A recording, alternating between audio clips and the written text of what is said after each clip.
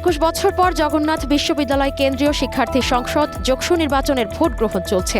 একমাত্র নারী হল সংসদ নির্বাচনও হচ্ছে আজ। ভোট চলবে বিকাল ৩টা পর্যন্ত।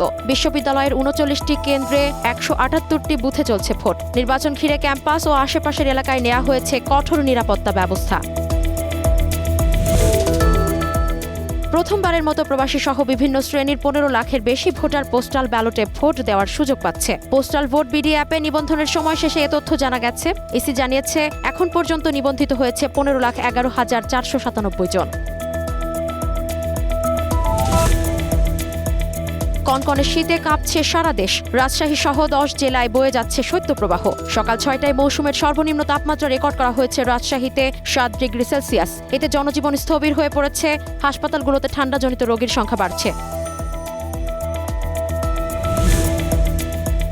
মার্কিন আদালতে নির্দোষ এবং এখনও নিজেকে ভেনেজুয়েলার প্রেসিডেন্ট দাবি করেছেন নিকোলাস মাদুরো। শনিবার রাতে আটকের পর মাদুরোকে স্ত্রী সহ সোমবার নিউ ইয়র্কের আদালতে তোলা হয়। তার বিরুদ্ধে মাদক সন্ত্রাস ও যুক্তরাষ্ট্রের বিরুদ্ধে ধ্বংসাত্মক ডিভাইস ব্যবহারের অভিযোগ আনা হয়েছে। আগামী ১৭ মার্চ পরবর্তী শুনানির দিন। ভেনেজুয়েলার প্রেসিডেন্ট নিকোলাস মাদুরোকে আটক করতে যুক্তরাষ্ট্রের হামলার ঘটনায় হতাহতের সংখ্যা বেড়ে দাঁড়িয়েছে ৮০ জনে। শনিবার মধ্যরাতে দেশটির রাজধানী কারাকাস সহ বিভিন্ন জায়গায় হামলা চালায় মার্কিন সেনারা। নিহতের মধ্যে সেনার পাশাপাশি বেসামরিক মানুষও রয়েছেন।